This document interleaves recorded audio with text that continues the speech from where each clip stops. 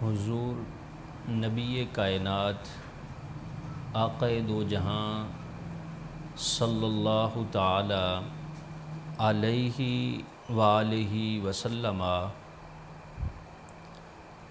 سے سوال کیا گیا۔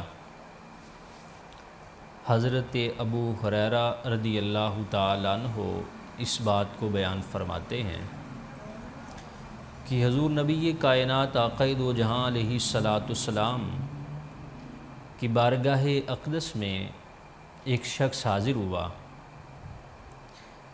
اور اس نے آ کے عرض کیا، یا رسول اللہ صلی اللہ تعالی مجھے کوئی ایسا عمل بتائیں، کسی ایسے کام کی طرف میری رہنمائی فرمائیں کہ جب میں وہ کام کروں تو میں جنت میں داخل ہو جاؤں۔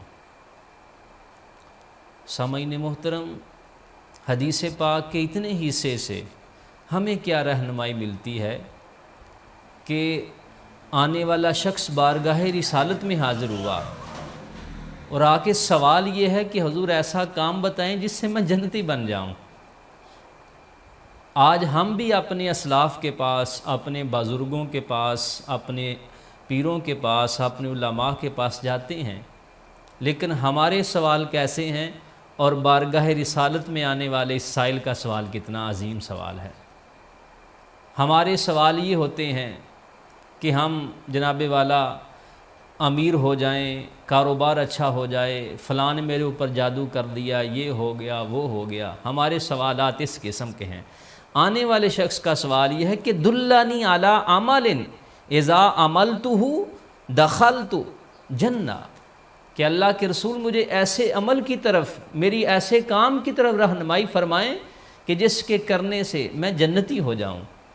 تو میرے اور آپ کے پیارے آقا صلی اللہ تعالی علیہ وآلہ وسلم نے ارشاد فرمایا، نمبر 1 یہ کام کیا کر کہ تعبد اللہ ولا تشرک بہ، اللہ کی عبادت کرو، اللہ کو اپنا خدا اور معبود مانو اور اس کے ساتھ کسی کو شریک نہ ٹھہراؤ، یعنی اللہ کے ساتھ کسی کو شریک نہ ٹھہراؤ۔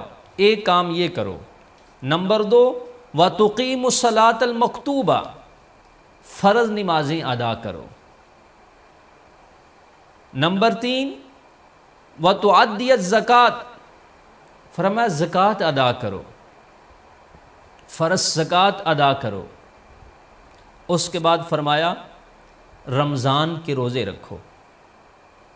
یہ پیارے آقا علیہ السلام نے چند چیزیں بتائیں۔ نمبر 1 فرمایا اللہ کے ساتھ کسی کو شریک نہ ٹھہراؤ۔ نمبر 2 فرمایا فرض نمازیں ادا کرو۔ نمبر 3 فرمایا فرض زکوٰۃ ادا کرو، اور نمبر 4 فرمایا رمضان کے روزے رکھو۔ اس حدیث پاک کی ظاہری کیفیات اس بات سے کی طرف اشارہ کرتی ہیں کہ ممکن ہے اس وقت تک اتنے ہی احکامات ابھی آئے ہوں گے، احکامات کی ترتیب یہی ہوگی اور اتنے ہی احکامات ابھی ہوں گے۔ دیگر اعمال صالحہ کی طرف پیارے آقا علیہ السلام نے اشارہ نہ فرمایا کہ ابھی احکامات نہیں آئے۔ اور نمبر 2 یہ بھی ہو سکتا ہے کہ میرے اور آپ کے پیارے آقا صلی اللہ تعالی علیہ وسلم اللہ کے عظیم پیغمبر نبی تو ہیں، لیکن اس کے ساتھ ساتھ پیارے آقا علیہ السلام آنے والے شخص کی تمام کیفیات سے آگاہ ہیں کہ اس وقت اس بندے کو کس چیز کی ضرورت ہے۔ جس شخص کو جتنی ضرورت اتنا ہی پیارے آقا علیہ السلام نے اس کو تعلیم فرمائی۔ تو اس شخص نے جب یہ باتیں سنی تو اس کا آگے سے سوچ اس کی دیکھیں، اس کا نظریہ دیکھیں، اس کی کیفیت دیکھیں آگے سے کیا ہے۔ سبحان اللہ۔ وہ شخص کہتا ہے والذی نفسی بیدہ، مجھے قسم ہے اس پاک ذات کی جس کے قبضہ قدرت میں میری جان ہے، یعنی مجھے قسم ہے اللہ رب العزت کی، لا ازید علی ھذا شیئا ولا انقص منہ، کہ میں اس چیزوں پر یا ان چیزوں پر نہ کچھ زیادہ کروں گا نہ کچھ کم کروں گا۔ جو اللہ کے رسول نے مجھے تعلیمات ارشاد فرمائیں، اس تعلیم پر نہ میں اپنی مرضی سے کچھ کم کروں گا نہ کچھ زیادہ کروں گا۔ کیا مطلب؟ کہ اللہ کے رسول نے جو مجھے 5 نمازیں بتائیں، فرض نمازیں، اب ان فرض نمازوں میں اگر فجر کی رکھتے جو ہیں وہی رکھوں گا، 4 ہیں تو 4 ہی رکھوں گا، 2 فرض ہیں تو 2 ہی رہنے دوں گا، ظہر کے 4 فرض ہیں تو 4 ہی رکھوں گا، اسی طرح مغرب اور عشاء کے اپنی مرضی پر، اپنی مرضی سے اس میں نہ کمی کروں گا نہ زیادتی کروں گا۔ دین وہی ہے جو بارگاہ رسالت مآب صلی اللہ تعالی وسلم سے مجھے حاصل ہو گیا، نہ اس میں کم کروں گا نہ زیادہ کروں گا۔ فلما واللہ، جب وہ شخص اتنی بات کر کے چلا گیا، پیارے آقا علیہ الصلوۃ والسلام نے جو تعلیمات دی اس نے قبول کر لی، وہ چلا گیا، تو اس کے بعد قال النبی صلی اللہ تعالی علیہ وسلم، میرے اور آپ کے پیارے آقا علیہ الصلوۃ والسلام نے کیا ارشاد فرمایا؟ فرمایا من سرہ ان ینظر الی رجل من اہل الجنہ، فرمایا جو کوئی شخص کسی جنتی انسان کو دیکھنا چاہتا ہے، کسی جنتی کی زیارت کرنا چاہتا ہے، کسی جنتی کو اپنی آنکھوں سے اس کا مشاہدہ کرنا چاہتا ہے، فَلْيَنْظُرْ إِلَىٰ هَذَا، فرمایا وہ اس شخص کو دیکھ لو، یہ شخص جنتی جا رہا ہے۔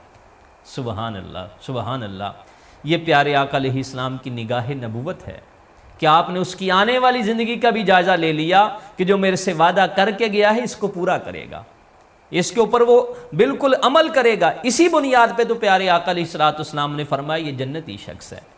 اس سے یہ بھی ہمیں مسئلہ سامنے آیا کہ اللہ کے نیک لوگوں کی زیارت کرنا، اللہ کے پاک لوگوں کو دیکھنا، یہ بھی گویا پیارے آقا علیہ السلام کے دین کا حصہ ہے۔ یہی تو حضور نے فرمایا جس نے جنتی کو دیکھنا ہے دیکھ لو، تو ہم اپنے بزرگوں کے پاس، اہل اللہ کے پاس، اللہ کے ولیوں کے پاس جاتے ہیں، ان کی زیارت کرتے ہیں، تو گویا یہ بھی عین دین کا حصہ ہے، یہ دین سے باہر نہیں ہے۔ اللہ پاک مجھے اور آپ کو دین کی صحیح سمجھ اور شعور عطا فرمائے۔